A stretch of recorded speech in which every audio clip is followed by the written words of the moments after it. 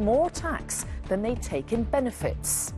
European immigrants who arrived in this country since 2000 and even earlier have made a positive fiscal contribution.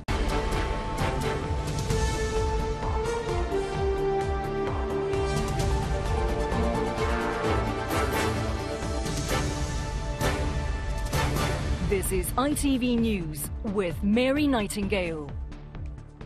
Good afternoon. European migrants to the UK are not a burden on Britain's finances and pay out far more in taxes than they receive in state benefits, and that's according to a new report. The researchers at University College London say many EU migrants make a positive contribution to our economy. But the government has questioned the figures, saying they haven't taken account of pressure on public services. Our political correspondent, Libby Vina, reports. As winter approaches, the debate over immigration continues to hot up. Do these Romanians contribute to the economy or not? Well, today's report suggests they do, by a considerable margin.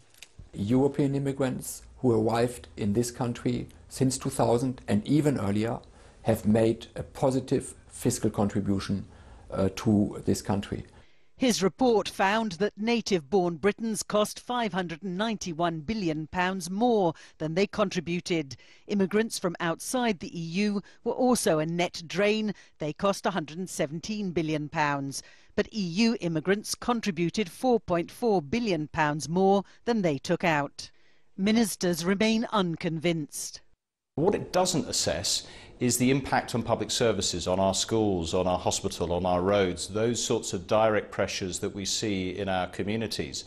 And so I think we do need to be taking a broader view rather than necessarily being focused on pure economic issues. In the Commons, Ed Miliband challenged David Cameron to say whether he wanted to stay in the EU. He hit back, quoting a shadow minister's views of Labour's prospects and Monty Python.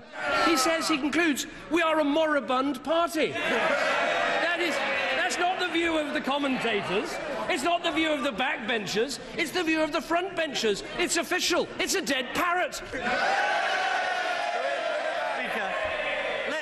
Let's talk about his party. Defections, rebellions, demands for a pact with UKIP, and that's before the Rochester and Stroud by-election.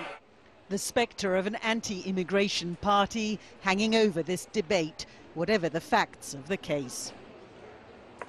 And Libby joins us now from Westminster. So, Libby, as we saw at the end of your report, Prime Minister's questions pretty lively. Did it actually shed any light on this very still contentious issue? Yes, well, jokes about dead parrots are all very well, but I think what Mr Cameron needs to worry about are the cuckoos in his own nest, that is the Eurosceptics, who want him to make a firm commitment to taking Britain out of the European Union. Now, he was repeatedly challenged to do that by Ed Miliband today. He refused to do so, saying that he wanted Britain to stay in a reformed European Union.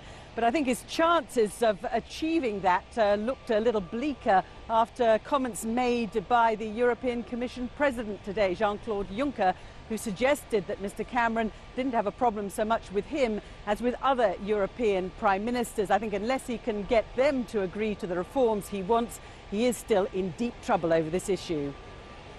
Libby Vina, thank you.